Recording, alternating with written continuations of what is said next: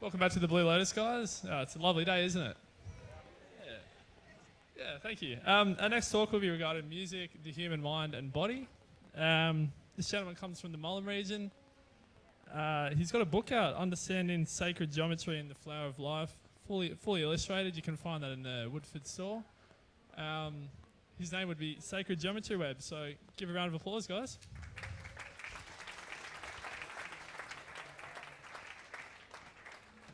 Hello. Do we have sound? Yes, we have sound. Fantastic. Hi, Woodford. Imagine some of you know what sacred geometry is. Does anyone not know what sacred geometry is and you're sort of curious just to find out? No, more than a few.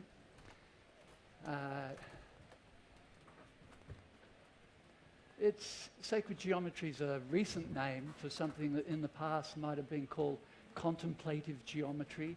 It's the less practical and more spiritual side of geometry that people have been talking about since at least the days of Plato and Aristotle and Pythagoras before them.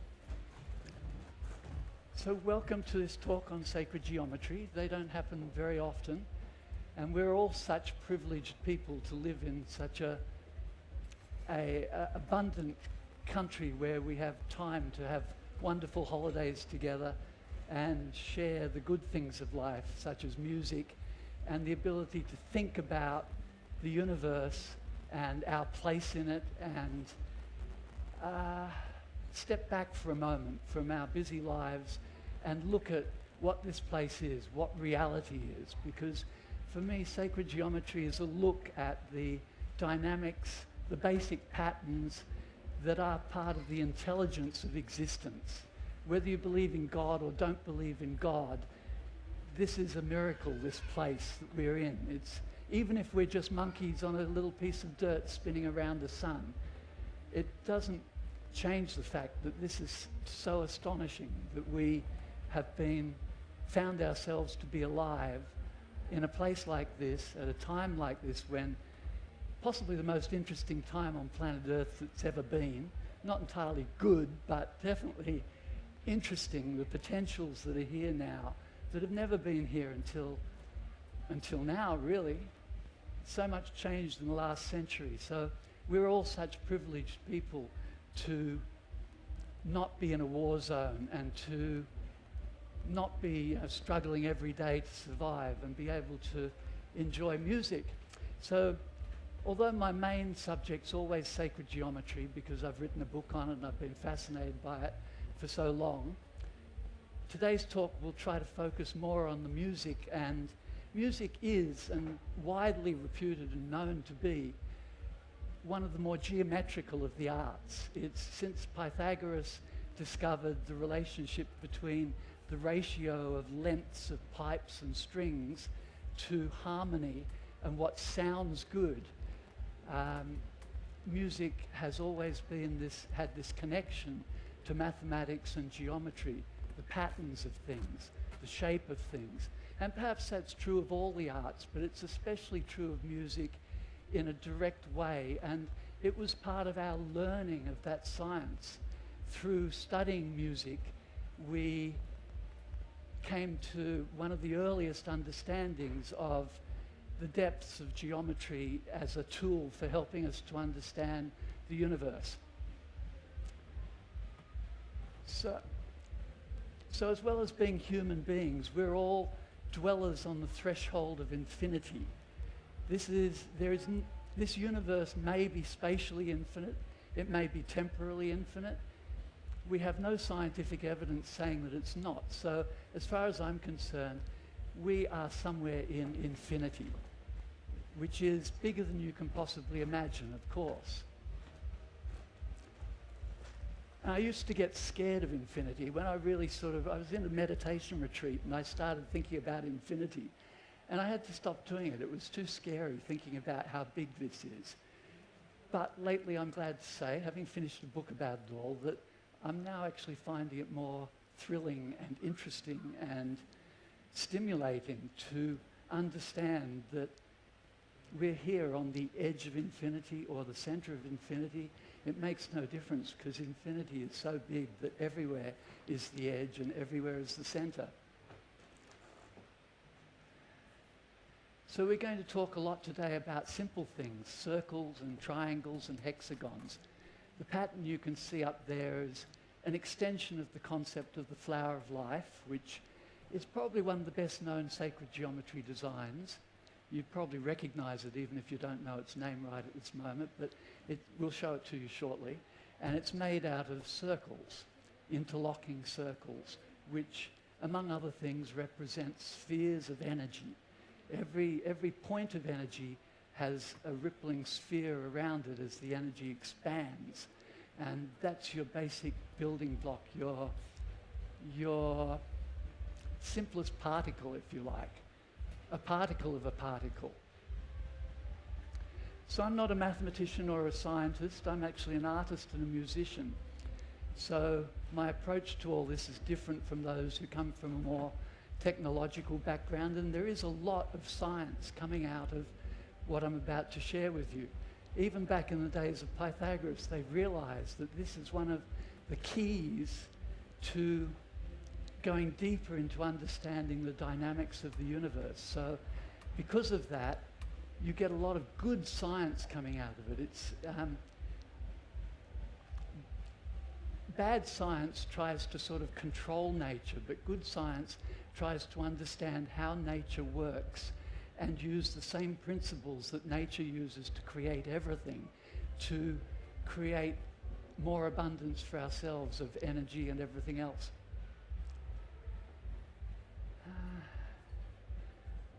Let's go forwards a couple of slides.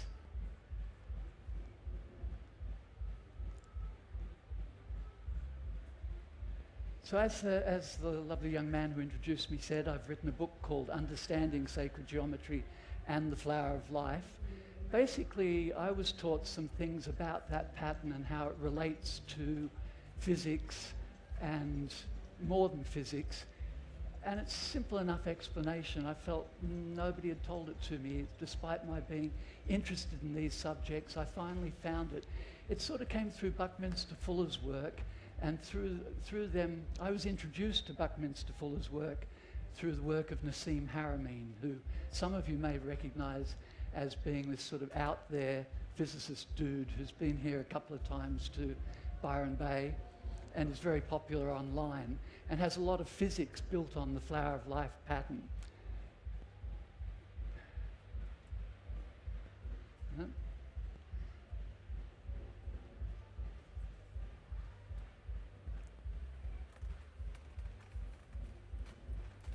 So I'm letting the book flick through in the background there to just give you an idea of what sort of things are inside it. It covers as many subjects as I thought I could do in a small book, because everything is related to sacred geometry if you want to look at it that way.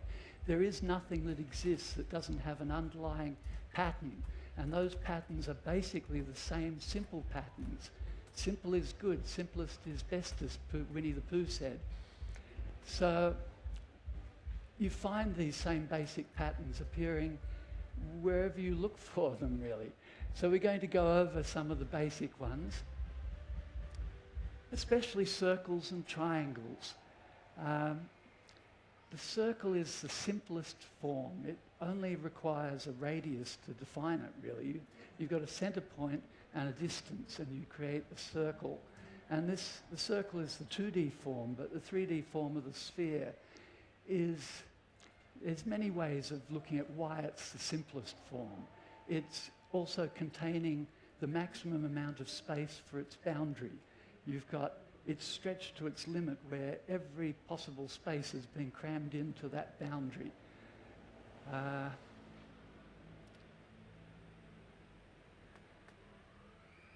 And this particular green drawing here is my extension of the flower of life pattern.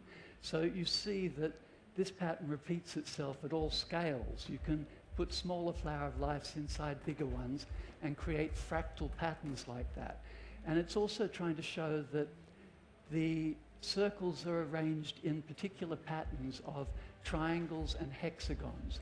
So there is a special relationship between circles and triangles and hexagons. It's built into the geometry. It's something that, so long as you have the same laws of physics anywhere in the universe, they will know that when you fit 7 circles crushed together, you create a hexagon around the center circle. And this is an extremely important dynamic for the energy systems of the universe. This is their path of least resistance when they start to form patterns. When you squeeze points of energy together, they create this sort of pattern.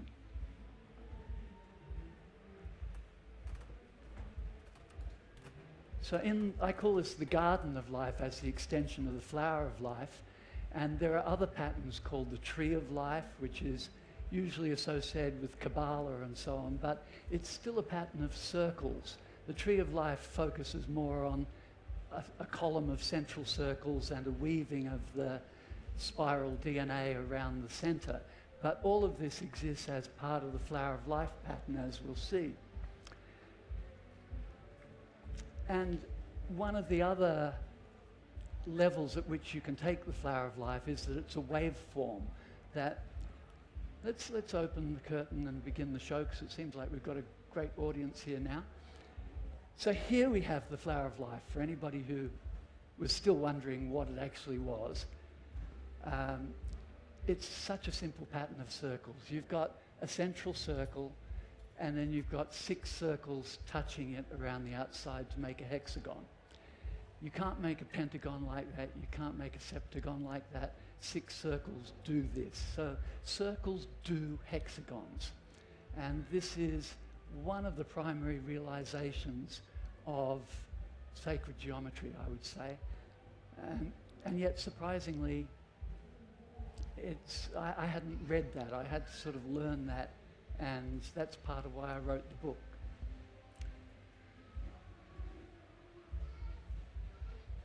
Let's move on here.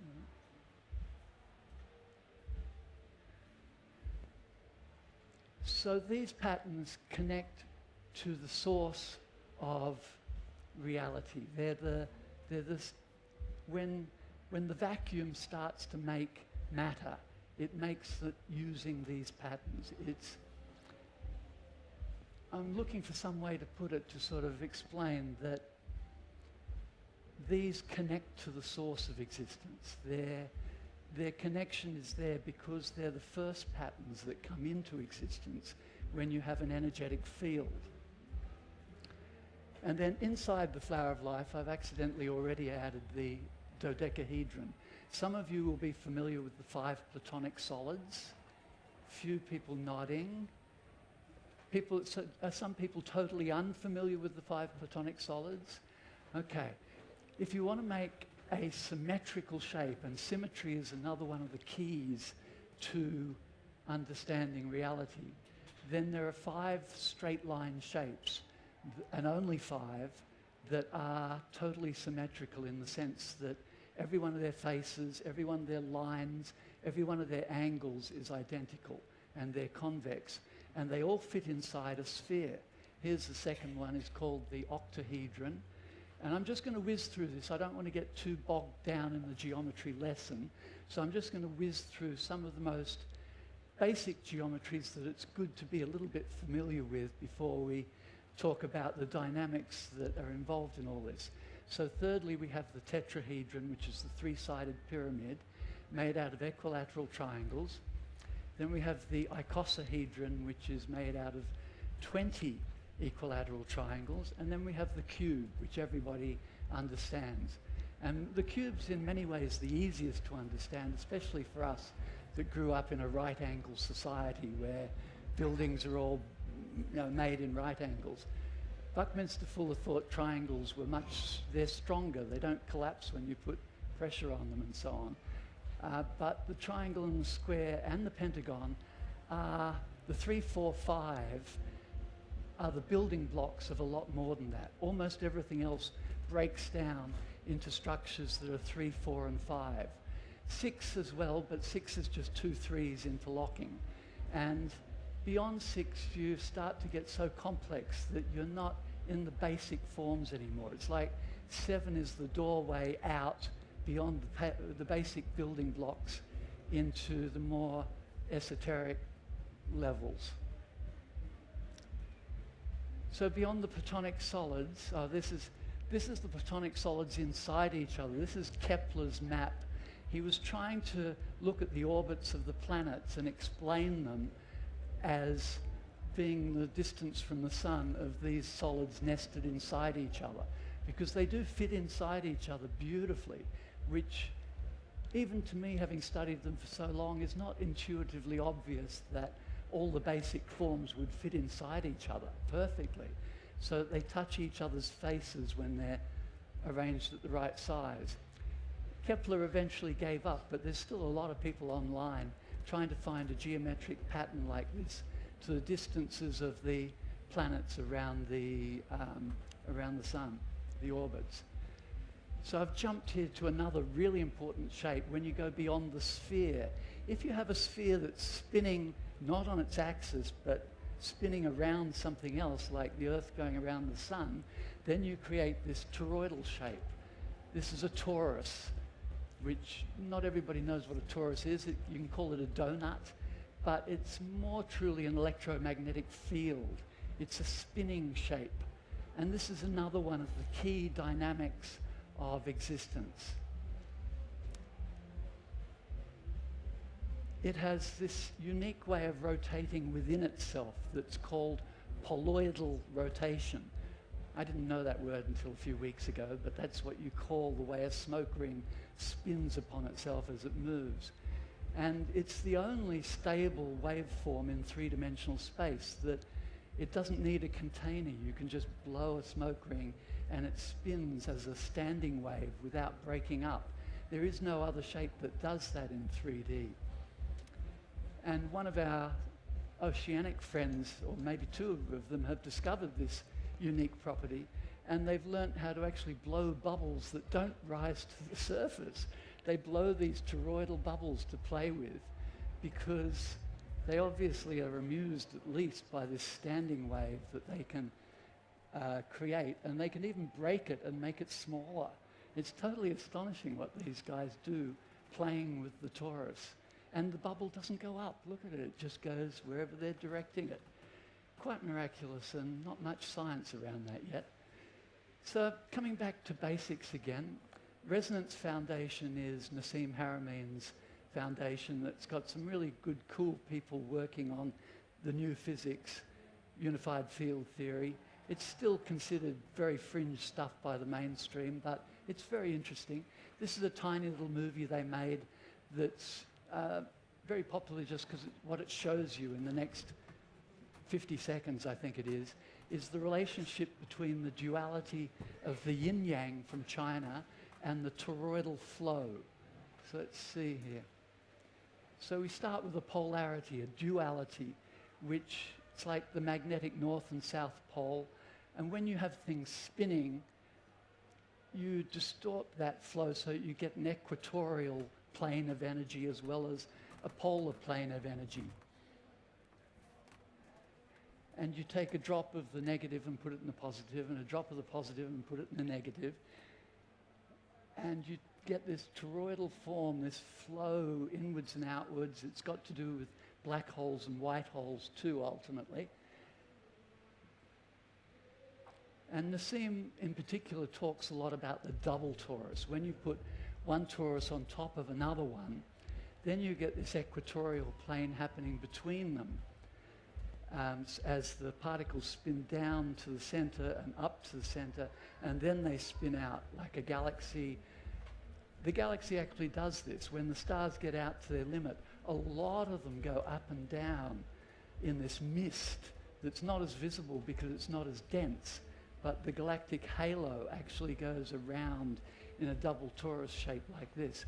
This is one of my 3D models, which is available on my website called sacredgeometrical.com.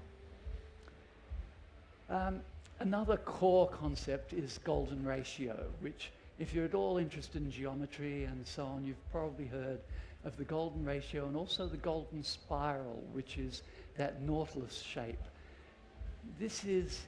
So we've jumped to a different sort of field here. We've gone from a geometrical shape to a ratio now.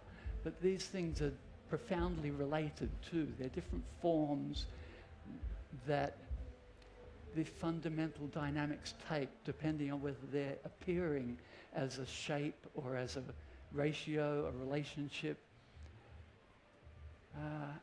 Let's zoom in a bit here to a diagram that explains the golden mean is a balance point between, so if we've got a distance from here to here, in the middle we've got a half of that distance, which creates an octave in harmonics.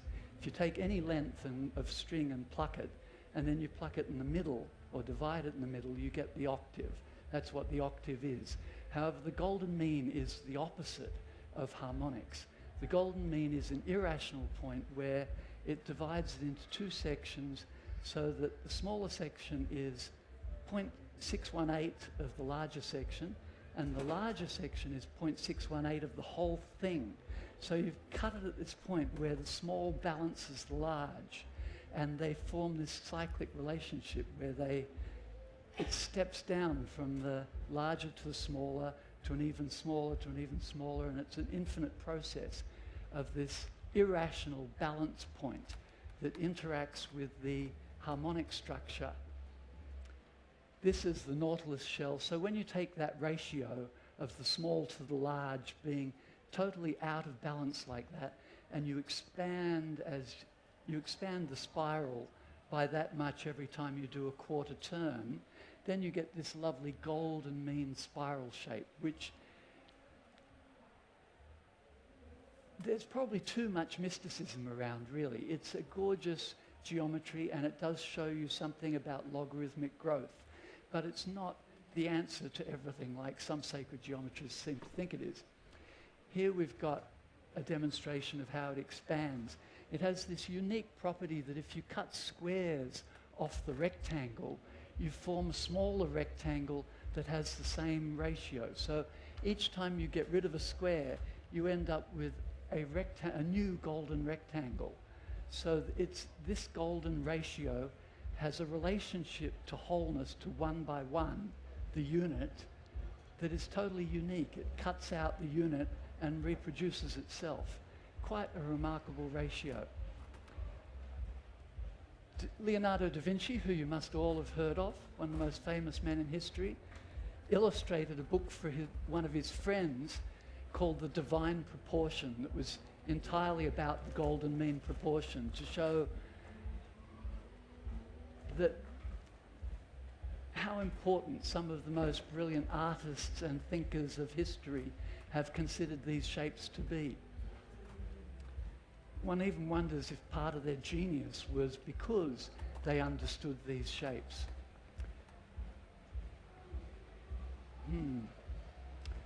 Okay, I'm going to take a jump now from geometries which were fairly easy to understand. I'm going to introduce you to the hypercube, which, if you've done any mathematics, that's not a big problem. But if you haven't, I know people all go glaze-eyed and totally don't understand what I'm talking about when I start talking about higher dimensional geometry.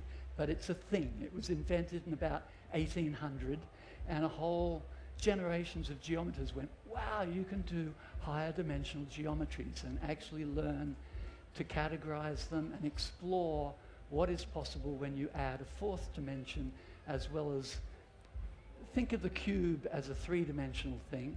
And now imagine that it has another dimension that you can't point to because we're in a three-dimensional space. So wherever you point, you're pointing to one of the three dimensions. You've got to point outside this entire three-dimensional space. And computers have no problems with this.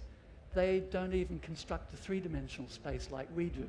We're turning this reality into three dimensions, plus time being related to it, of course. There's a whole story of why many people go, time is the fourth dimension. Time is a fourth dimension, and it's very valuable to look at it that way, but there is such a thing as a fourth spatial dimension, and in fact there's such a thing as an infinite number of spatial dimensions. And string theory uses 10 or 11 of them, and most of modern physics requires that there be at least a mathematical model of more than 3 or 4 dimensions. So to illustrate that a little bit for you, we go from the point to the line to the square to the cube. And then the cube has to leave this dimension and make a new cube. And we fold back down to the point again. Here it goes again one more time. Point to line to square to cube. And then it can't really show you going out of this dimension to make another cube, but that's how you make a hypercube. Another way of showing it is use size as the fourth dimension. So we'll put a smaller cube inside the big one and go, okay, we cheated. Size is now the fourth dimension, and that's a drawing of a hypercube. You'll also find this version in mathematical textbooks, which is simply, it's actually got 8 cubes in there, which I'll show you. But that's a 2-dimensional version of a 4-dimensional cube. Here are the 8 cubes inside it. So each 3 sides makes a cube inside that. And the 8 of them wrap around the same way that squares wrap around a cube. 4 squares in each direction around a cube. This is 8 cubes in each direction around a hypercube. Here's the toroidal form of the hypercube, which I invented when I was about 20 years old. Stumbled into it somehow, which got me really a lot more interested in the whole thing of sacred geometry. They seem to talk to you. It's a bit like crystals. It's like once you start working with them, you find that they download information to you occasionally. It's, if it hasn't happened to you, that might sound a bit cosmic, but I think all the sacred geometers I know would probably nod their heads and say, yes, it happens to me too. Because, well, my take on that is that geometries have to do with meaning. They're a language. They talk to us because they are meaningful, and they give us an interpretation of the meaning of what our lives are and what existence is. This is probably the most famous sacred geometry picture in the world, of course by Leonardo da Vinci, and there's a lot of sacred geometry built into it. The thing between the square and the circle is really interesting because it takes us into this concept that you have rational numbers and irrational numbers, because you cannot turn a square into a circle of exactly the same boundary or volume, because the square's volume is rational. You just multiply this length by this length and you get the volume. The circle's volume is an irrational thing called pi. And there is no way for you to link the irrational to the rational and convert them into each other. So yeah, Leonardo da Vinci was obviously a sacred geometer too. Can I have a time check? How long have we got? 25? 35. Oh good, we're doing okay then. There's so much to talk about. I mean, sacred geometry is such a big field. And the second half of this talk is going to be more focused on music, as I promised. Let me just see what's coming here. So I thought I'd make this a bit easier to see from the back there by making a negative of it. And then I thought, well, this is a 2D version showing you the proportions. And he has worked very exactly with the proportions based on earlier work by a Roman architect who wrote about the proportions of the body, which takes us to mentioning that if you go to Wikipedia about sacred geometry, it says that it's all about building cathedrals and the geometry that was used for temples and cathedrals, basically. And I'm going to go into that Wikipedia article soon, have another go at editing it, because I think that sacred geometry is so much more than that. It's just not maybe fully recognized, but it's the best name I have for the Western esoteric tradition that says that there is something profound and spiritual about this knowledge that comes to us through the ancient Greeks and from the Egyptians before them and from the Vedic societies in the East before that. But when you move from 2D to 3D, things get a lot more complicated and start to take on a life of their own, and before you know it, the proportions of the Vitruvian Man have grown into 3D and taken on a life of their own and gone to Woodford, and they're just having fun and they don't want to know anything more about geometry. That's enough for one day. So let's come back to the real simple things again, circles. And I do, in my own journey with sacred geometry, the circle and the sphere is you could spend the rest of eternity sort of contemplating the dynamic, and especially one circle by itself is so simple. But when you put them together with other circles, you get the beginning of all the patterns starting to happen. And that's what the Flower of Life is about. It's showing you that from just basic circles, you can start to generate all the patterns that underlie subatomic physics and the basic symmetries that underlie great art, and the basic principles of interconnectedness that underlie real spirituality. This is to do with the interconnected matrix of meaning. And let's see. This is the page on simplicity from my book, which just honors how important it is that we're working with the simplest patterns. You've got to, it's like working with the smallest subatomic particles, because you're going, simplicity is purity, it's clarity. It's, Leonardo da Vinci said, simplicity is the ultimate sophistication. It's so easy to be complex, it's so hard to be simple. And just to repeat again, the simplest form is the circle and the sphere. It's the most symmetrical. It's the largest circumference to area ratio.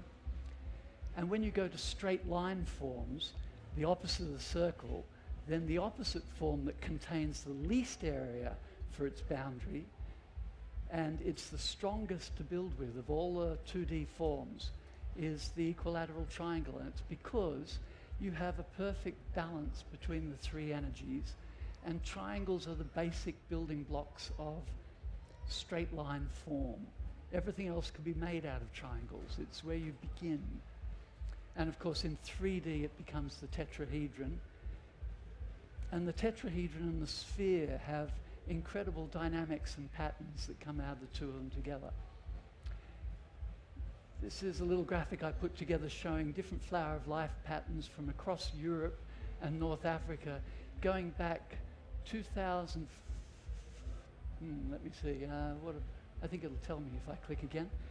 The oldest complete Flower of Life is known to be at least 2,200 years old. It's in a temple called the sunken Assyrian temple at Abydos in Egypt.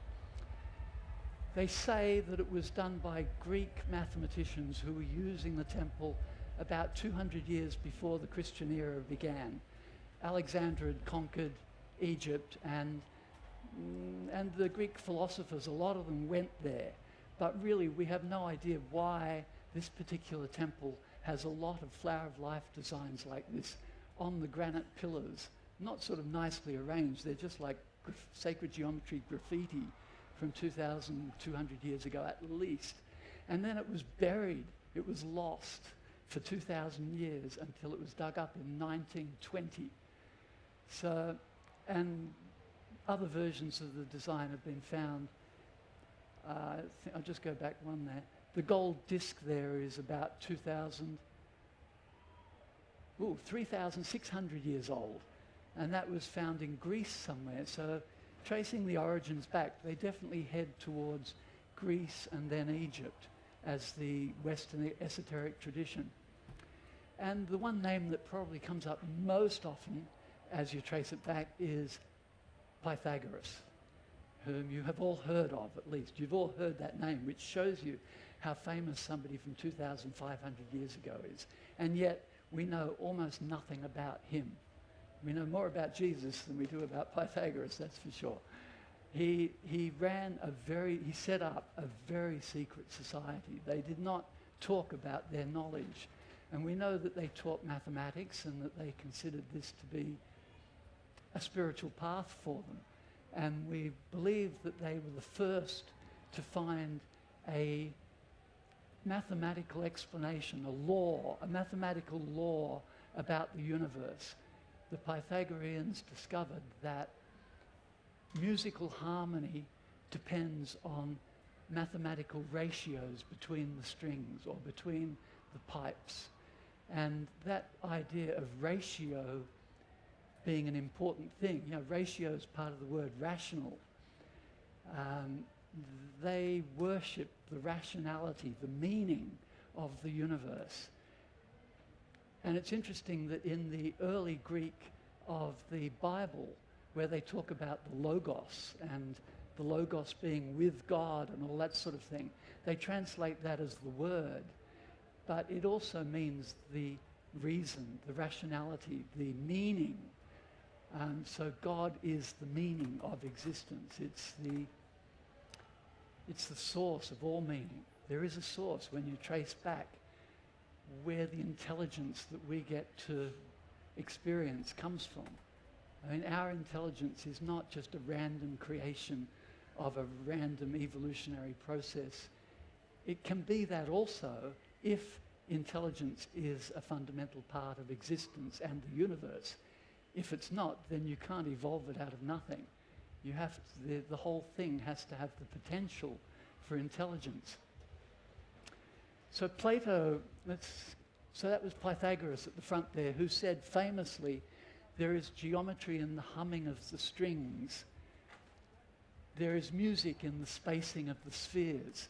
So they strongly believed that the ratio of the orbits of the planets created a music of sorts, because they understood that just plucking a string or anything, when you change the ratio of the size, you start to get harmonic patterns happening.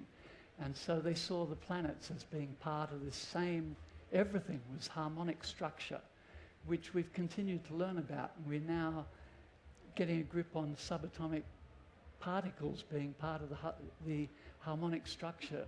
Molecules they have to be harmonics of these geometric processes.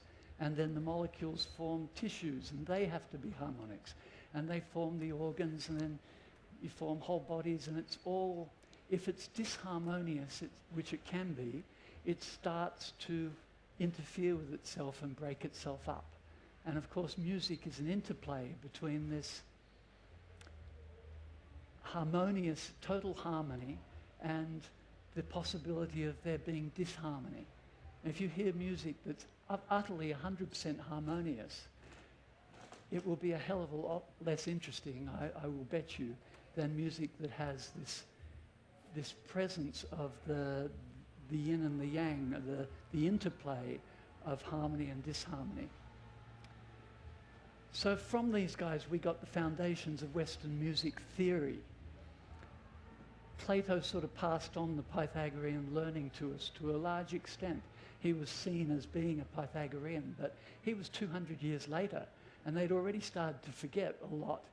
Pythagoras was already becoming this semi-divine god creature, because he didn't leave any writings, but he left a school that continued to teach for many centuries.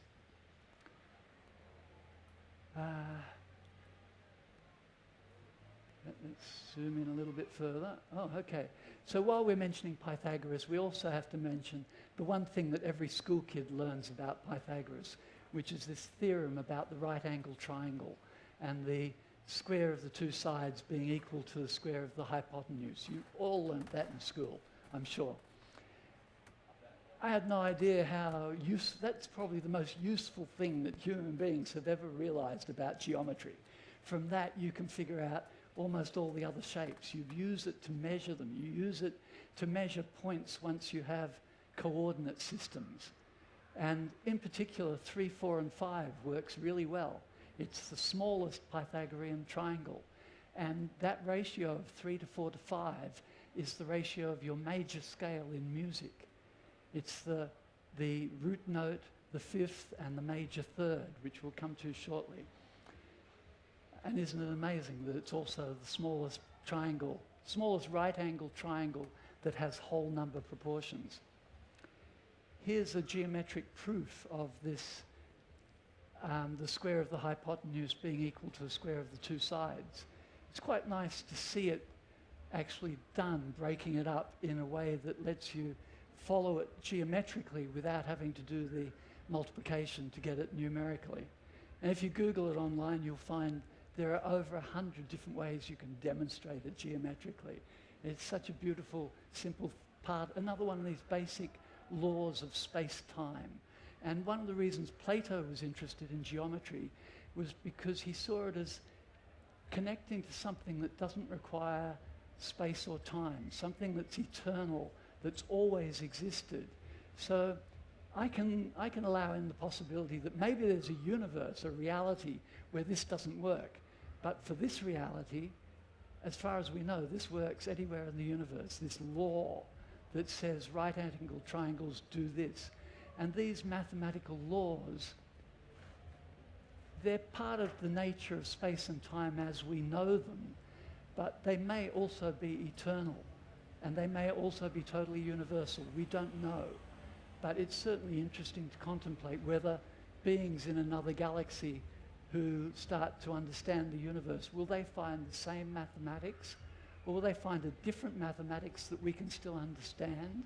Or is this a purely human understanding of reality?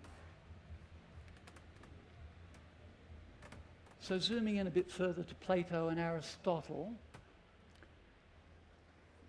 who were 200 years and 250 years after Pythagoras, they formed this sort of duality. Plato was a mystic who really got into this idea that there's an eternal world, that everything you can touch or name, and even our thoughts, our ideas, are all reflections or shadows of that eternal realm that transcends time and space.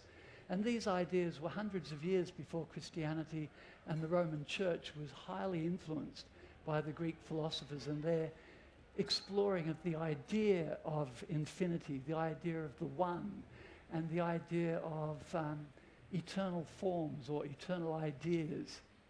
So Plato was an idealist in terms of philosophical schools, and his student Aristotle, who was seen as being they became a duality, a polarity, at least in our society's understanding of things, because Aristotle, although he was Plato's student, decided that instead of trying to study this immaterial reality that we believe we can't even touch, it's beyond our conception anyway, why don't we study what's actually here and categorize everything and see what it's made of? And he was basically the first scientist. He started the whole concept that it's more important to study the material world and how it works than to study spiritual perfection that we can't actually grasp anyway, and we'll probably never attain. And you can see both their points of view, and their points of view have been a dialogue within Western society for ever since then. We never forgot that argument going on. It's gone on between the church and scientists over the last few hundred years as well, as you can clearly see. So for me, sacred geometry is a bridge between spiritual understanding of reality and material understanding of reality. I really think they're extreme poles, and we need to go back to the point where they were unified. It's only a fairly recent phenomena that you can sort of trace back to Plato and Aristotle that made that apparent duality.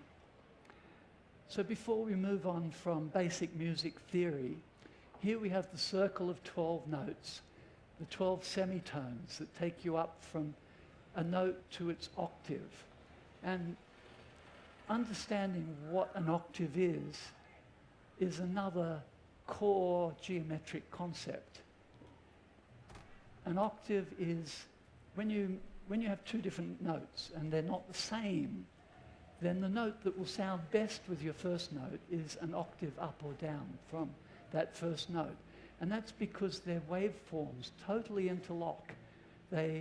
When this octave, do, meets the do, re, mi, fa, sol, la, ti, do, when you play the do and the do at the same time, they're actually part of the one note. The bottom one has harmonics that are the higher one, and so they interlock with this one wavelength to two wavelengths. Every second cycle, they meet up.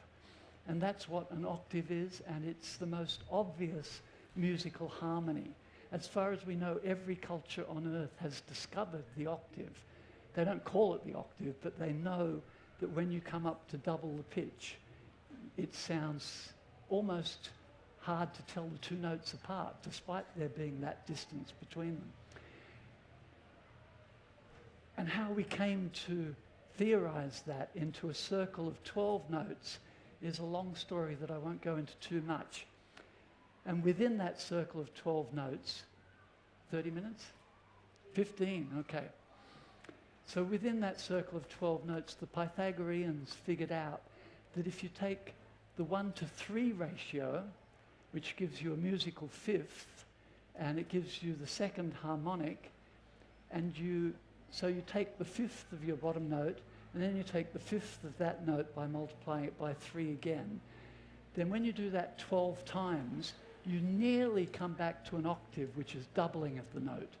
So when you're doubling the note, and you're also, by doubling the frequency, you will never exactly link up with tripling the frequency over and over again.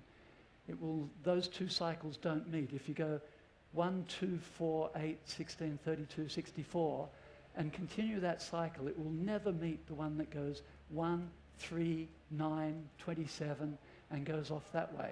So the doubling is octaves, and the tripling is fifths, which is the next most harmonious note. And this is your major chord, which is the fifth and the next harmonic up. I guess what I've left out here is an explanation of harmonics, in the sense that you get people who do harmonic singing, and they will fully understand this, that when you sing a low note, or when you sing any note, there is a fundamental frequency, but you're also hearing double that frequency, you're hearing triple that frequency, and 4 times, and 5 times, and 6 times, and 7, and 8, and 9, all in that one note that you think is just ooh. You're hearing at least 8 or 9 or 10 notes. And they're your basic ratios, the most simple ratios, 1 to 2 to 3 to 4 to 5, and so on. And this major chord is 3 notes that link up the most often, so they have the simplest relationship to each other. And most of Western music, until recently, was based on this idea of having 3 notes, a triangle, within the 12 notes. This is the minor chord. And the interesting thing to me here is that if you count the semitones in between the 3 notes, you get 3 and 4 and 5 semitones again. So you're getting this 3, 4, 5 triangle happening in the major chord and in the minor chord when you drop the third. Here's a visual explanation. Oh, hang on, what have I got here? Okay. 12 notes, 12 energetic centers, all influencing each other as the waves of their energy ripple out. I'll come back to that in a moment. Quick visit to Egypt here. I think I've got some slides out of order, actually. This is the temple again where that sacred geometry flower of life is, the sunken Assyrian temple. And we went down those steps and came to, this is the clearest of the flower of lives on the pillars there. That's me at the pillars. And this is Nassim Haramein, also at the pillars. We went on a tour with him of some of the amazing things in Egypt. But this is a bit of a digression from music. So let's come back to here. Now, excuse me 1 second.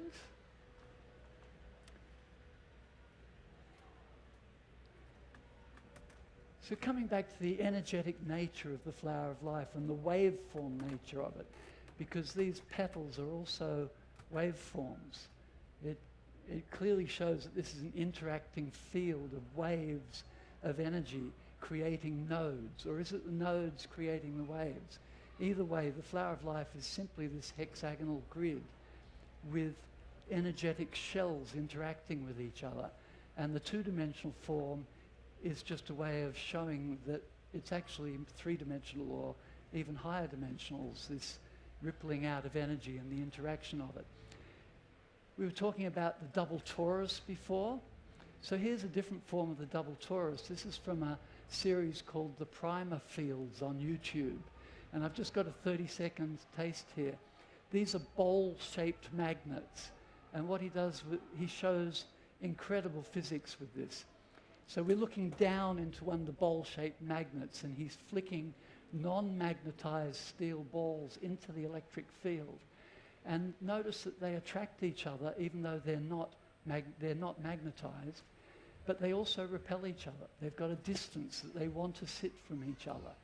And this is what every subatomic particle has, dynamics like this, where there's a certain degree of attraction till you meet the boundary where the attraction and the repulsion are balanced, and you find a stable position within the geometric energetic fields, especially when the numbers are balanced like that. That was 5 around 5. And I think we've got one more ball to go to create the entire flower of life pattern within the electromagnetic field as it flows. And we overlay overlay the flower of life pattern on it so you can see that. So that's called the primer fields. He does incredible physics with plasma and the magnetic balls that he's got there, and he gives away the whole information. He says he's doing this because the information gets downloaded to him and he puts it out online. And he says people don't want to hear that. They want to hear that he's figured it all out as a scientist. I like this guy. Another take on that same thing of repulsion and attraction. This is another person's work. His name's Gerald Pollack. He wrote a book called Cells, Gels, and something about life, the fourth state of water. So they discovered that at the boundary between water and another substance, it forms a thin layer of negatively charged water. The boundary of the water becomes negatively charged. It forces out all the impurities into the bulk of the water, which becomes positively charged. And they call this boundary, they call it easy water, exclusion zone water. This guy's a professor at a university somewhere in the US. So this also happens at the boundary of every particle. It forms a very small, negatively charged field around itself as it pushes out the positively charged particles. So the area beyond that boundary becomes positively charged. And this happens around every drop of water in the sky. So when you get two particles like this, because they're both negatively charged, they would naturally repel each other. But because the space in between them is more intensely positively charged than the space on the other side, they're attracted to the space in between them until the point at which they find that balance. And this is how clouds are formed in the sky. The particles of water are attracted and hold each other in flower of life geometries until they overload and start to condense out of the matrix that is the cloud. So back to music entirely. Let's see here. Waveforms. Many of you will have heard of one of the greatest scientists of last century called Nikola Tesla. Tesla said, if you want to understand reality, think in terms of resonance, frequency, and harmonics. Think in terms of energy. Reality is not material substance. You have to understand it's an energetic process. And musical laws are energetic laws as well. And that's why there's this crossover from understanding music to understanding reality. These are your basic harmonics. So for your basic note, you get the first octave, which is dividing in two. Then you get the fifth, which is the first fifth above your fundamental note. Then you get a second octave because you've divided in two again to get four. Okay. This is an example of a standing wave. I haven't mentioned standing waves yet, and I'm hoping we're going to get some sound here because this is a demonstration of a tube called a Rubens tube. Here we go. You can hear those. This is a speaker making a wave, and you can see that the gas in there is being pressed out by the waves, and the waves are standing in the length of the tube. And when he hits a frequency where it bounces off in whole numbers, then it creates a waveform of a whole number of waves. And in between those points, it all dissolves because you can't have 3.5 waves. You've got to have a whole number to get a standing wave. So I want to show you a couple of other things about the power of sound and the power of movement. Here's another good demonstration of the power of sound. This is a Russian experiment. I saw it done at a science fair. At first I didn't believe this. This is sound lifting heavy rocks by the interlocking of standing waves again. You have to make a wave. You gotta love that. Here's another example of the standing wave picking things up. There's a speaker. It reflects off a plate at a right, so the frequency divides that space into an exact number of wavelengths. Here's showing you dry ice. The smoke from the dry ice is showing you the crests and troughs of the sound. And now he's dropping styrofoam balls into the sound field, and they're getting caught in the waves and troughs. That's a slow motion of the styrofoam balls. Now he's going to drop the speakers down into the styrofoam balls.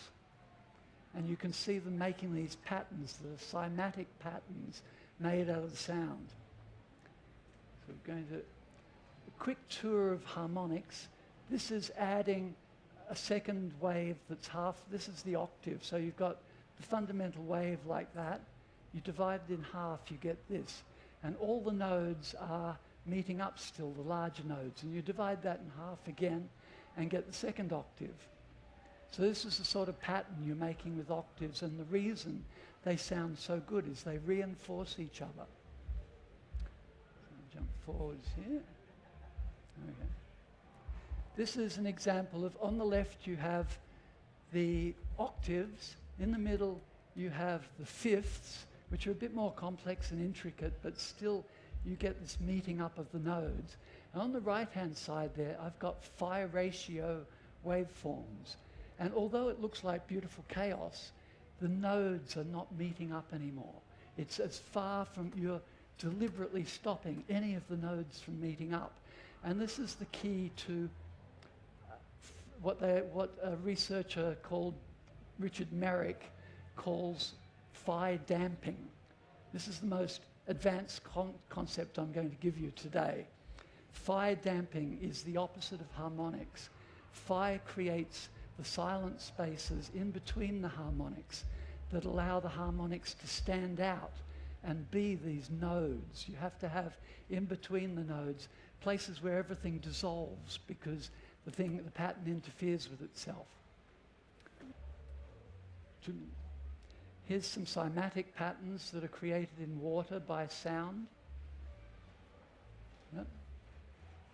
And this is a more advanced form of the waveforms that you saw. This is a plate with cymatic patterns pushing the gas forms out.